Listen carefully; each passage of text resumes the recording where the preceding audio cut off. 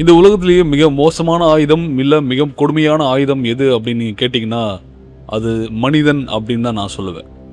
நம்ம deadly weapon serious பார்த்துட்டு இருக்கோம். இதில் நம்ம இது 4வது வீடியோ. மோசமான விளைவுகளை ஏற்படுத்துகிற இந்த வெப்பன் சீரியஸில் அடுத்து நம்ம பார்க்க போகிறது இஎம்பின்னு சொல்லப்படுற எலக்ட்ரோ மேக்னெட்டிக் பல்ஸ் அட்டாக். இந்த அட்டாக் நடந்தால் என்ன ஆகும் அப்படின்றத டீட்டெயிலாக இந்த வீடியோவில் பார்க்கலாம். அதுக்கு முன்னாடி நீங்கள் நம்ம சேனலுக்கு ஃபஸ்ட் டைம் வந்திருந்தீங்கன்னா நம்ம சேனலை சப்ஸ்கிரைப் பண்ணுங்கள், மறக்காமல் பெல் ஐகான் ப்ரெஸ் பண்ணி நோட்டிஃபிகேஷன் ஆல் செலக்ட் பண்ணுங்கள். அப்போ தான் நம்ம போடுற வீடியோஸ் எல்லாமே உங்களுக்கு நோட்டிஃபிகேஷனாக வரும். வாங்க வீடியோக்குள்ளே போகலாம்.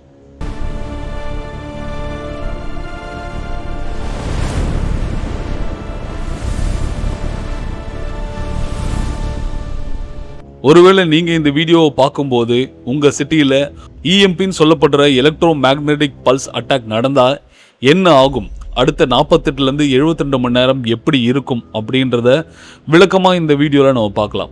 எலக்ட்ரோ மேக்னெட்டிக் பல்ஸ் அட்டாக் அப்படின்றது நம்ம சிஸ்டமை மொத்தமாக கொலாப்ஸ் பண்ணக்கூடியதாக இருக்குது. இந்த அட்டாக் நடந்தால் ஒரு எக்ஸ்ப்ளோஷன் இருக்காது, ஒரு சவுண்ட் இருக்காது. ஆனால் அந்த மொமெண்ட்லேருந்து உங்கள் ஃபோன் ஸ்க்ரீன் சடனாக பிளாக் அவுட் ஆகிரும். நெட்வொர்க் போயிடும், இன்டர்நெட் இருக்காது, சிக்னல்ஸ் இருக்காது. அதெல்லாம் நீங்கள் என்ன நினைப்பீங்க, ஒரு கிளிச்சுன்னு நினைப்பீங்க. ஆனால் அது கிளிச்சு கிடையாது. அதுதான் இந்த அட்டாக்கோட ஆரம்பம். இது ஒரு இன்விசிபிள் வேவ் ஸ்கைலேருந்து வந்திருக்கும். ஆனால் அது ஒரு பாம் மாதிரி எக்ஸ்ப்ளோட் ஆகாது. அது மிகப்பெரிய எனர்ஜியை ரிலீஸ் பண்ணும். அதுதான் எலக்ட்ரோ மேக்னெட்டிக் பல்ஸ், இஎம்பின்னு சொல்லப்படுறது. ஆனால் அது உங்கள் கண்ணுக்கு தெரியாது. அது உங்கள் உலகத்தையே டெஸ்ட்ராய் பண்ண ஆரம்பிச்சிருக்கும்.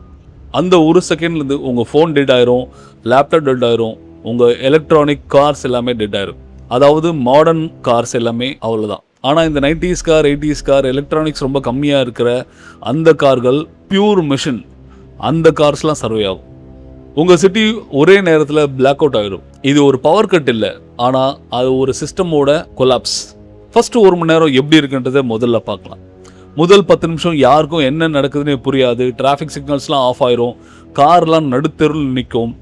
ஏன்னா எலக்ட்ரோ மேக்னெட்டிக் பல்ஸ் அட்டாக்னால உங்களோட காரோட எலக்ட்ரானிக் சிஸ்டம் பிரேக் டவுன் ஆயிரும். மக்கள் எல்லாமே மொபைல் ஃபோனை ஸ்டார்ட் பண்ண ட்ரை பண்ணுவாங்க, ஆனால் ஆகாது. சிக்னல்ஸ் இருக்காது, பேங்க் சர்வர்ஸ் டவுன் ஆயிரும், ஏடிஎம்ஸ் வேலை செய்யாது, கம்யூனிகேஷன் 0 ஆயிரும். இந்த நேரத்தில் மிகப்பெரிய ப்ராப்ளம் என்ன, எந்த ஒரு இன்ஃபர்மேஷனும் இல்லாமல் இருக்கிறது. உங்களை சுற்றி என்ன நடக்குதுன்னு தெரியாமல் ஸ்லோவாக ஒரு ஃபியர் பில்ட் ஆகும். அந்த ஃபியர் தான் மிகப்பெரிய வெப்பன் எந்த ஒரு நாட்டுக்குமே. அடுத்து 1 மணி நேரத்துலேருந்து 3 மணி நேரம் எப்படி இருக்கும் அப்படின்றது பார்க்கலாம். இப்போ உங்களுக்கு ஒரு சிச்சுவேஷன் கிளியராக புரிய ஆரம்பிச்சிருக்கும். இது ஒரு டெக்னிக்கல் கிளிச் கிடையாது, ஏதோ ஒரு முக்கியமான விஷயம் நடந்திருக்கு. ஆனால் அப்பவும் கூட உங்களுக்கு கிளியராக என்னன்னு தெரியாது. ஏன்னா உங்கள் டிவி வேலை செய்யாது, ரேடியோஸ் வேலை செய்யாது.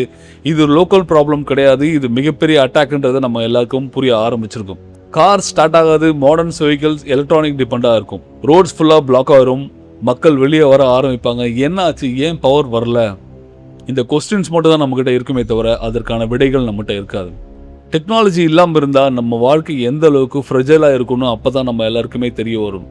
அடுத்த 3 மணி நேரம் ஆகும் அப்படின்றத பார்க்கலாம். இது பேர் பேனிக் ஃபேஸ் அப்படின்னு சொல்லுவாங்க.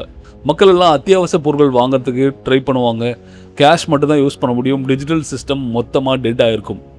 க்ரௌட் அதிகமாக இருக்கும், ஆர்கியூமெண்ட்ஸ், ஃபைட்ஸு, அதுக்கப்புறம் ஃபியர் ஆங்கராக மாறும். அதாவது பயம் கோவமாக மாறும். அடுத்த 6லேருந்து 12 மணி நேரம் அப்படின்றது பிரேக் டவுன் ஃபேஸ். இப்போது சுச்சுவேஷன் இன்னும் சீரியஸ் ஆக ஆரம்பிக்கும். நைட் வர ஆரம்பிக்கும், லைட்ஸ் இருக்காது, சிட்டி முழுக்க டார்க்னஸ் இருக்கும். மக்கள் எல்லாம் அன்சேஃபாக ஃபீல் பண்ண ஆரம்பிப்பாங்க. போலீஸ் கம்யூனிகேஷன் டவுனாக இருக்கும், லா என்ஃபோர்ஸ்மெண்ட் வீக் ஆயிரும், க்ரைம்ஸ் எல்லாமே இன்க்ரீஸ் ஆக ஆரம்பிக்கும், கடைகளில் திருட ஆரம்பிப்பாங்க. அப்புறமா உணவுப் பொருட்கள் பற்றாக்குறை ஏற்படும். சிவிலைசேஷன் அப்படின்றது ஒரு தின் லேயர் தான். அந்த லேயர் ரிமூவ் ஆயிடுச்சுன்னா மனுஷனோட ரியல் நேச்சர் வெளியே வரும். நீங்கள் சர்வை பண்ணணும்னு நினச்சா கூட உங்களால் முடியவே முடியாது. நீங்கள் வீட்டில் தான் இருப்பீங்க, ஃபோன்ஸ் எல்லாம் டெட் ஆயிரும், டிவி டெட் ஆயிரும், அவுட் சைட் மிகப்பெரிய கேயாஸ் இருக்கும். உங்களுக்கு ஒரே ஒரு கொஸ்டின் தான் இருக்கும், இது எப்போ முடியும் அப்படின்றது. ஆனால் உண்மை என்னென்னா இது இப்போ தான் ஆரம்பிச்சிருக்கு அப்படின்றது உங்களுக்கு தெரியாது. நல்லா யோசிச்சு பாருங்க. நம்ம சென்னை மாதிரியான ஒரு அல்ட்ரா மாடர்ன் சிட்டியோ இல்லை பெங்களூரோ டெல்லியோ இந்த மாதிரியான சிட்டி ஒரு நாள் ஃபுல்லாக ஒரே ஒரு சின்ன லைட் கூட இல்லாமல் இருந்தால் எப்படி இருக்கும்? ஸ்ட்ரீட் லைட்ஸ் கிடையாது, வீட்டில் கரண்ட் கிடையாது.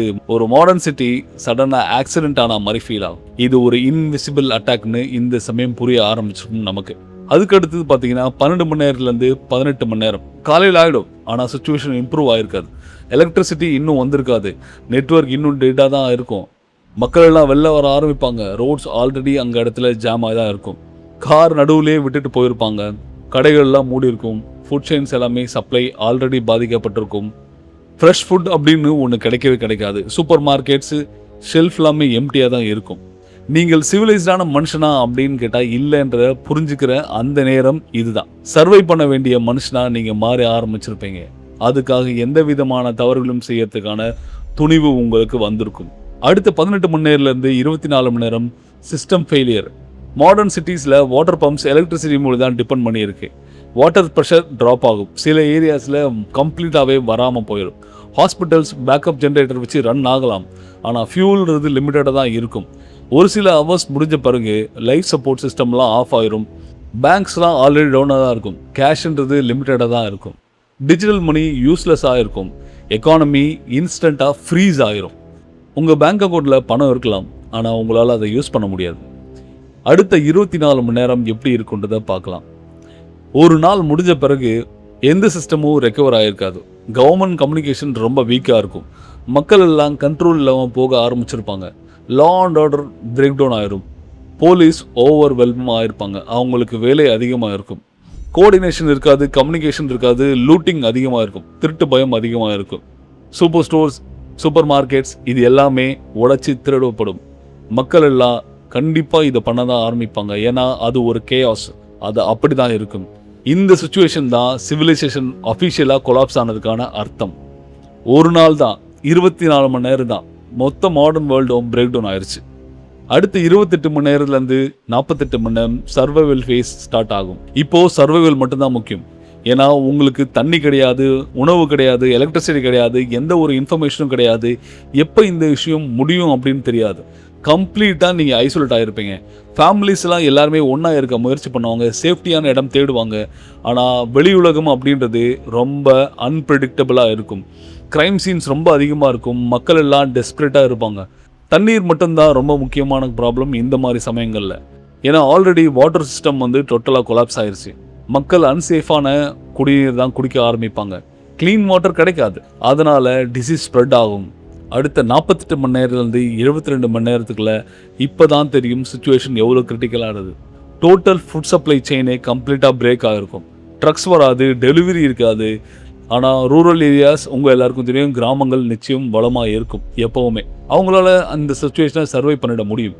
நேரமாக ஆக மக்களோட கொலாப்ஸ் அதிகமாக இருக்கும். மக்கள் என்ன பண்ணணும்னு நினைப்பாங்கன்னா, மைக்ரேட் பண்ண ஆரம்பிச்சிடலாம், இங்கேருந்து சிட்டியை விட்டு வெளில போய் கிராமங்களில் நோக்கி போயிடலாம் அப்படின்னு பார்த்தா அங்கேயும் முடியாது. ஏன்னா ரோட்ஸ் ஆல்ரெடி பிளாக்ல தான் இருக்குது. மூவ்மெண்ட்ஸ் அப்படின்னு நினச்சா கூட ரொம்ப ஸ்லோவாக தான் பண்ண முடியும். மாஸ் பேனிக் மைக்ரேஷன் நடக்கும். கவர்மெண்ட் இதை கண்ட்ரோல் பண்ண ட்ரை பண்ணுவாங்க. ஆனால் கம்யூனிகேஷன் இல்லாமல், கோஆர்டினேஷன் இல்லாமல் கண்ட்ரோல் பண்ணுறது இம்பாசிபிள். டெக்னாலஜி இல்லாமல் ஒரு மாடர்ன் சொசைட்டி ஃபங்க்ஷன் ஆகாது. அதுதான் இங்கே ரியல் ட்ரூத். ஒரு இஎம்பி அட்டாக்ன்றது பில்டிங்கை டெஸ்ட்ராய் பண்ணாது, ஒரு எக்ஸ்ப்ளோஷன் கூட இருக்காது. ஆனால் அது மொத்த சிஸ்டையும் டெஸ்ட்ராய் பண்ணிடும். எலக்ட்ரிசிட்டி இருக்காது, கம்யூனிகேஷன் இருக்காது, டிரான்ஸ்போர்ட் இருக்காது. இந்த விஷயங்கள் தான் ரொம்ப முக்கியமானது ஒரு மாடர்ன் லைஃப்பை கண்டினியூ பண்ணுறதுக்கு. இந்த எலக்ட்ரோ மேக்னெட்டிக் பல்ஸ் அட்டாக் நடந்த 3வது நாள் உணவுப் பொருள்ன்றது ஆல்மோஸ்ட் இருக்காது. வாட்டர் அன்சேஃபாக தான் இருக்கும். அவுட் சைட் ரொம்ப டேஞ்சரஸாக இருக்கும். இந்த சுச்சுவேஷனில் சர்வை பண்ணணும்னு நினைப்பீங்களா, இல்லை கொலாப்ஸ் ஆகிடுவீங்களா? கமெண்ட் பண்ணுங்கள். இந்த வீடியோ உங்களுக்கு பிடிச்சிருந்தா லைக் பண்ணுங்கள். உங்கள் ஃப்ரெண்ட்ஸ் அண்ட் ஃபேமிலிக்கு ஷேர் பண்ணுங்கள். அடுத்த வீடியோவில் உங்களை பார்க்குறேன். அது வரைக்கும் பாய்.